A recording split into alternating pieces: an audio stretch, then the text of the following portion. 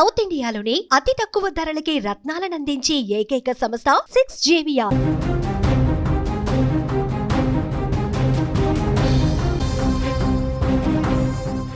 ఉత్తరాఖండ్లో వర్షాలు దంచుకొడుతున్నాయి. ముఖ్యంగా డెహ్రాడూన్లో బీభత్సాన్ని సృష్టిస్తున్నాయి. అక్కడ భారీ వరదలు, విపరీతమైనటువంటి వర్షాన్ని దాటికి తీవ్ర భయాందోళనకు గురవుతున్నారు అక్కడ ఉన్నటువంటి ప్రజలందరూ కూడా. గత సంవత్సరం మనం చూసాం 2025లో ఉత్తరాఖండ్లో కురిసినటువంటి దారుణమైనటువంటి వర్షానికి అనేక మంది అక్కడ ప్రాణాలు కోల్పోయినటువంటి ఘటనలు మనం కళ్ళ ముందు ఇంకా కల్లాడుతూనే ఉన్నాయి. గ్రామమే కొండ చర్యలలో కొట్టుకుపోయినటువంటి దృశ్యాలు గత సంవత్సరం మనం చూసాం. ఇప్పుడు కూడా సరిగ్గా అలాంటి పరిస్థితులే కనిపిస్తున్నాయి. భారీ వర్షానికి అక్కడ కొండ చర్యలు విరిగి పడుతున్నాయి.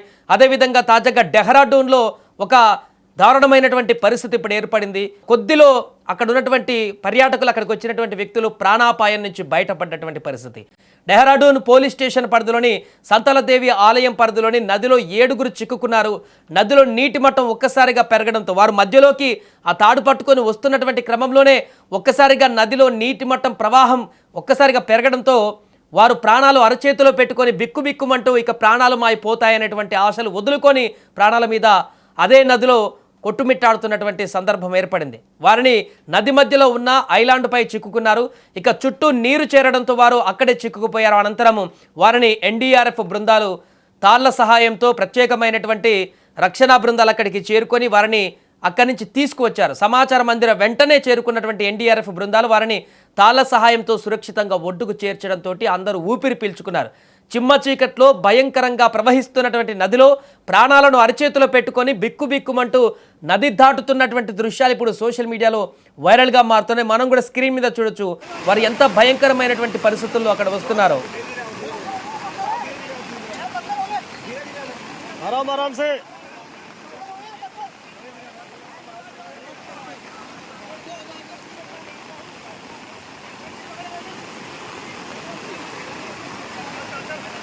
సో అక్కడ ఏ చిన్న పొరపాటు జరిగినా కూడా ఆ నది ప్రవాహం ఎంత వేగంగా ఉంది చూడండి. వీరు ఆ నది అటువైపు దాటేటప్పుడు ఇంత ప్రవాహం లేదంట. అప్పుడు నార్మల్గానే ఉంది. నది దాటేటువంటి విధంగానే కాళ్ళ మోకాల కంటే తక్కువ లోతుతోనే ఉంది. వారు అటువైపు వెళ్ళారు. అటు నుంచి ఆ దేవాలయాన్ని దర్శించి మరలా వెనక్కి వచ్చేటువంటి క్రమంలోనే కొంత పెరిగింది. అది కూడా పెద్ద భయంకరంగా లేనటువంటి పరిస్థితి కాబట్టి వారు మరలా ఆ నది నుంచి రిటర్న్ ప్రయాణంలో నడుచుకుంటూ వెళ్ళారు. ఎప్పుడైతే ఆ మధ్యల వరకు నడుచుకుంటూ వచ్చారో ఊహించని విధంగా పైనుంచి వచ్చినటువంటి వరద, అంతకుముందే పైనుంచి పెరుగుతూ వస్తున్నటువంటి వరద క్షణాల్లో వారు 10 అడుగులు వేసే లోపే వారి నడుము లోతు వరకు పూర్తిగా ఆ ప్రవాహం వేగం పెరిగినటువంటి సందర్భం ఏర్పడింది. వెంటనే ఆ మధ్యలో నది మధ్యలో ఉన్నటువంటి ఒక చిన్న ఐలాండ్ లాంటి ప్రాంతంలో అక్కడే ఉండడం చేత వారు వెంటనే ఆ ఐలాండ్ గట్టు మీద నిలుచున్నారు. అంతా నిలుచున్నారు కానీ విపరీతమైనటువంటి నది ప్రవాహం అయితే పెరుగుతూ వచ్చింది. ఐలాండ్ చుట్టూ మొత్తం కూడా ఆ నది వేగంగా పెరుగుతూ ఇంకాసేపట్లో ఆ నది ఐలాండ్తో సహా చిన్న గుట్ట లాంటి ప్రాంతం, అదంతే చిన్న అక్కడ మట్టి కుప్ప లాంటి ప్రాంతము.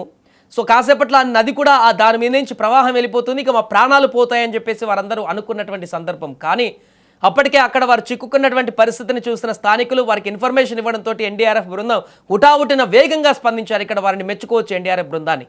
వారు ఏమాత్రం ఆలస్యం చేస్తున్న ఆ నది పొంగుతూ వెళ్ళి వారితో సహా మొత్తం కూడా ఆ నదిలో తీసుకువెళ్ళేటువంటి పరిస్థితి ఏర్పడింది. కానీ వేగంగా స్పందించిన ఎన్డీఆర్ఎఫ్ బృందం వెంటనే తాళ సహాయంతో ఆ ఐలాండ్ దగ్గర ఎక్కడైతే నది మధ్యలో వారు నిల్చున్నారో ఆ మట్టి కుప్ప మీద వెంటనే అక్కడికి తాళ్ళ సహాయంతో ఆ ఎన్డీఆర్ఎఫ్ బృందాలు చేరుకొని అక్కడ వారిని సురక్షితంగా ఆ తాడు సహాయంతో ఒక్కొక్కరిని ఆ వేగవంతమైనటువంటి ప్రవాహంలో ఒక్కొక్కరిని ఒక్కొక్క అడుగు వేస్తూ వారిని ఒడ్డుకు తీసుకొచ్చినటువంటి పరిస్థితి ఏర్పడింది. దీంతో ఆ 7గురు ప్రాణాలు సేఫ్గా బయటపడడంతో వారు ఊపిరి పీల్చుకున్నారు. ఇక్కడే కాదు, ప్రస్తుతం ఎక్కడ చూసినా కూడా ఉత్తరాఖండ్లో ఇదే రకమైనటువంటి పరిస్థితి. రాష్ట్రంలో విపరీతమైనటువంటి వర్షాలు కురుస్తున్నాయి. అక్కడ 128 రహదారులు, అందులో 2 జాతీయ రహదారులు కూడా మూతపడ్డాయి గత వారం రోజుల నుంచి.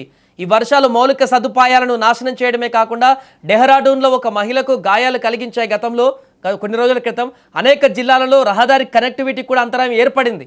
రాష్ట్ర అత్యవసర కార్యకలాపాల కేంద్రం ప్రకారం గత కొన్ని రోజుల క్రితము వర్షాల కారణంగా మట్టి కూల్పులు రాష్ట్రంలో రవాణాను తీవ్రంగా ప్రభావితం చేశాయి. అంటే కొండ చర్యలు రహదారులపైన, ఆ యొక్క ఘాట్ రోడ్లపైన విరిగిపడి చాలా ప్రాంతాలలో రోడ్లన్నీ కూడా బ్లాక్ అయిపోయాయి. మనం అక్కడ చూడొచ్చు రోడ్లు కొన్ని ప్రాంతాలలో కూడా నదులను తలపిస్తున్నటువంటి పరిస్థితి. రిషికేశ్ యమునోద్రి జాతీయ రహదారి స్నాన చట్టీలో కూడా మట్టి కూల్పు కారణంగా 3వ రోజు అక్కడ కొన్ని రోజులుగా మూత పడుతూనే వస్తుంది దారంతా కూడా. అధికారికులు ప్రభావిత ప్రాంతాలలో మట్టి మరియు పెద్ద కళ్ళను తొలగించడానికి జాతీయ రహదారుల విభాగం బృందాలు కూడా 24 అవర్స్ అక్కడ పనిచేస్తూనే ఉన్నారు. అత్యవసర వాహనాల రవాణా కోసం ప్రత్యామ్నాయ మార్గం కూడా సిద్ధం చేయబడింది. తవఘాట్ గుంజి రహదారి జాతీయ రహదారి కూడా మాల్ఘాట్ వద్ద మొన్న మూతపడింది. అక్కడ సరిహద్దు రహదారుల సంస్థ కూడా మట్టి తొలగింపు పనులు నిర్వహిస్తుంది. ఇలా ఉత్తరాఖండ్ వ్యాప్తంగా కూడా విపరీతమైనటువంటి వర్షాలు పడుతున్నటువంటి నేపథ్యంలో ప్రజలందరూ కూడా అప్రమత్తంగా ఉండాలంటూ అధికారులు చెప్తున్నారు. ఎందుకంటే అక్కడ ఉత్తరాఖండ్లో మనందరికీ తెలిసిందే, ఎక్కువ ఘాట్ రోడ్లు ఉంటాయి, ఎక్కువ కొండ చర్యలు విరిగిపడేటువంటి అక్కడ ప్రాంతాలు ఉంటాయి.